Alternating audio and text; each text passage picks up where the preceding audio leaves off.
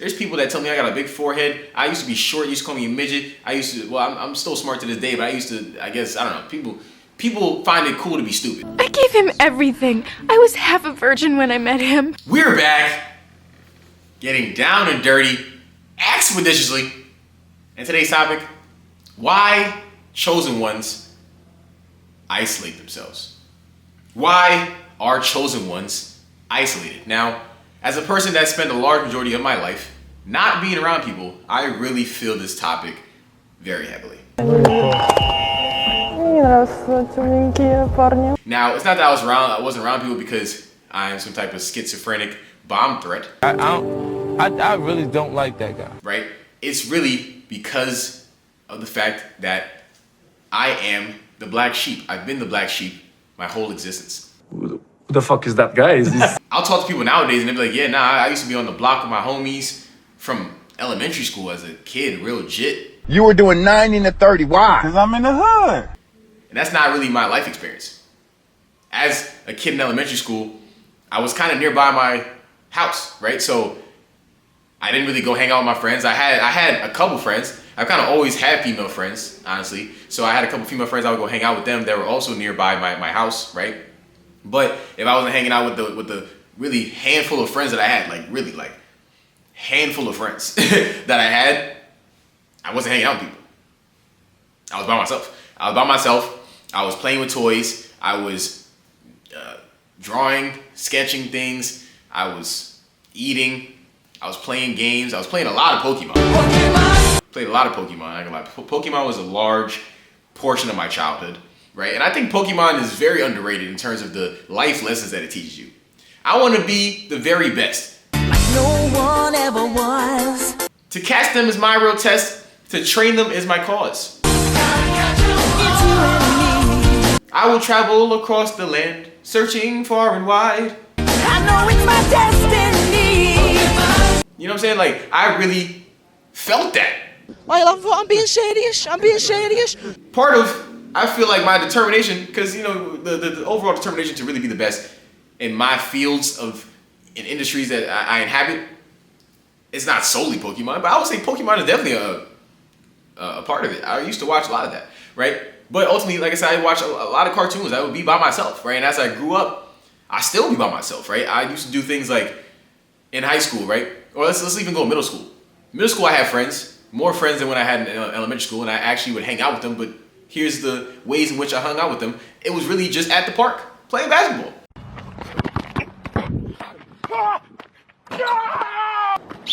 Good play. But how come you never do that shit in the game? I didn't really even hang out with my friends in middle school. By the time at elementary school, I was actually going to my friend's house. But middle school, I didn't go to none of my middle school friends' house. Real talk. Like, I can't tell you any middle school friends that I had that I actually went to their house and hung out. Because they don't give a damn about you. They don't like you. I don't like you. I don't care. And they didn't come to my house to hang out. So really, what age are you up until, by the time you get to high school, you were like 14? So damn near 14 years of my life, I really barely went to any of my friends' house, and I barely really had that many friends. In middle school, I had friends, I had girlfriends, and people liked me. It's not that I was not a likable dude. That's never what the case was. That's just how the cookie crumbled. I kind of always lived in close proximity to my house from where I went to school. So it kind of just allowed me to be able to just go back home afterwards. And I think it's better to be able to love and enjoy your own company. I used to also watch a lot of wrestling, right? I used to watch a lot of wrestling. I used to watch a lot of Pokemon. I used to just be able to enjoy my own company. Play video games on the PS2 and DS. I always had the new games, right? I had the DS, I had the Game Boy Advance, I had the Game Boy, I had the PSP. I always was playing games. I was a person that really was able to figure out how to occupy my own time. So this wasn't even a thing that was purposeful, where it's like I felt like I was being ostracized from society. I just, at that point in time, I was okay with just being alone, you know? And even where I had a girlfriend in middle school, and this is hilarious in and of itself, I used to have to email her because I didn't have any social media. That's another thing too, actually, right? That probably also played a large part in my development. And it's funny how I'm actually a person that uploads on social media and monetizes my social media accounts. But for a large portion of my life, I was not allowed to have social media. I had to actually write an essay to my parents why I deserved to have a Facebook. Are you kidding me? Do I look like I'm kidding? But you wanna know by the time I actually got Facebook? When no one cared about it anymore. Now don't get misconstrued. Facebook is still one of the more utilized applications in the world. Still, to this day. Has, I think, still the most users, if I'm not mistaken, right? But I got on Facebook by the time that a lot of people in my age demographic did not care about Facebook anymore, right? So the only social media platforms I was really utilizing was Instagram, right? I've been making random Instagrams since like 2010, 2011. Like I've been doing that type of stuff, right? And even back then, before that, I was on Vine. Like I was still sneaking and being on social media platforms, but it's like I couldn't really be an active user on it. Like Facebook, people were big on Facebook. I wasn't really allowed to use Facebook, right? I remember I had a MySpace. Not to post, but literally just to watch music videos. And my mom got mad at me. She tried to isolate me from listening to songs with curse words. She used to get upset at me for listening to songs with curse words. If I was around her, I really could only bump R&B and gospel music. It's so funny, like the way that my life has turned out, and I could have turned to a whole different person that kind of, had the reverse effect of everything she tried to do to me, where I now turned to a crash out because she tried to kind of isolate me and quote unquote protect me from certain things in the world. But you have to gain life experience, and by the time I got to high school, I put that in my life, and I took that upon myself to gain life experience, because ultimately you cannot be a productive member of society if you're going to stay inside all the time. You won't know how to deal with people. And I wouldn't call myself a people person, but I know how to utilize people to be able to be of mutual benefit to one another. Nice. Another thing I used to do was I used to look up famous people's Wikipedias, their biographies, their discographies, their cinematographies, right? I used to really find out their real names. I liked to know their background history, not because I'm a stalker, but because I was always a thinker, and I was always looking at these people like, yo, I remember specifically too, I'm like, yo, T-Pain's name is not T-Pain. You lying? Yeah. What's your real name, buddy? Like, what's your real name? Snoop Dogg, your mom ain't named you Snoop. Your mom ain't named you Snoop. This man's real name is not 50 Cent. Ain't that the change? Yo, Curtis, what's up? What's up, man? I was always a curious person, and I spent a lot of that time really isolating myself and even finding out different types of music I like to listen to. And, I listened to a lot of J. Cole growing up, and Childish Gambino, and I loved Odd Future. And, these people kind of spoke to my lifestyle and my thought process of just being a unique person and standing on what I stand on. Hot ass beat. Damn! Hot ass beat. Oh shit. Hot ass beat. Clap. That's why I even grow up to be this type of person that just really does not care about other people's opinions of me, because of the type of people that I listened to when I was on the rise as an individual. Hot ass beat. Clap. Hot ass clap. Hot ass beat. Clap. Hot ass beat. Clap. And I think that's very important. People gotta understand the power of music and how it damn near is brainwashed. The amount of times that you can feed these lyrics into your mind, you can program yourself to be a certain type of person, or you can succumb to the programming that is being pushed on you. But overall, that isolation, where I'm just telling all these different stories and things that I used to do when I was damn near by myself, was because I was able to hone who I truly am. And I feel like a lot of people don't take the opportunity to truly hone in on who they are. It's very important for you to know who you are. If you know who you are, then you will allow somebody to come in and give you opinions that will now shift who you find yourself to be and who you've grown to find that what your personality is. You have to actually take the time to be alone and realize what are the things that you will accept and not accept. What is your love languages? What makes you tick? What makes you angry? Because you also can't love nobody else until you love yourself. So if you haven't taken that time to love yourself, then you will be a person that will become to somebody coming and grabbing your energy and running away with it. No, you see, I'm talking facts here. I don't do if, buts and maybes. I do absolutes. And now you're broken. And I've been that person. I used to be a person that really didn't know what my red flags were in a person. I used to be an individual that I didn't know what I could see in a girl as red flags. And even when I started to realize what red flags were in a woman, I still would just let them rock, because I may have been attracted to them, or I just liked them as a person, or maybe I saw the good in them. And that's also kind of how I was raised, to give people benefit of the doubt. And I still give people benefit of the doubt to a certain degree, because like I've said previously, everyone is human. So everyone is bound to make a human mistake in their life or in their interaction with you. They're bound to make a human mistake. However, I'm not gonna allow you to think that that can happen too many damn times, because now you're just playing with me, you know. But I do give people the benefit of the doubt, right? But I ultimately do. If I'm say like interested in a woman in that type of way, I immediately know what red flags that I'm not jacking, and I'm not gonna allow you to break through my comfort zone, because you have certain red flags that I can see is gonna, you know, there's certain seeds that are planted that's gonna blow and emerge into a tree that's gonna get me tight. If you're dating a girl, I don't like girls who are over sociable. I don't like girls who know lots of people. I don't like girls who are always. I don't even want to see what that tree look like. You know, there's a lot of people that they know that a certain woman will have certain red flags, or even a guy, whatever, too, as well. It can go both ways, but you will bypass it because you're attracted to them, or maybe you just have some level of emotional attachment for whatever reason. You know, and I think nowadays I'm able to just kind of curtail that, because everyone is entitled to be human, but I'm also entitled to not have to keep you around me and deal with certain idiosyncrasies that you may have that I don't enjoy. I have that ability too. And as men specifically, don't let any woman make you feel like you have to choose her. Every woman does not bring everything to the table that you may require, because everyone requires different things. You know, so overall, you need that isolation to know, yo, who am I?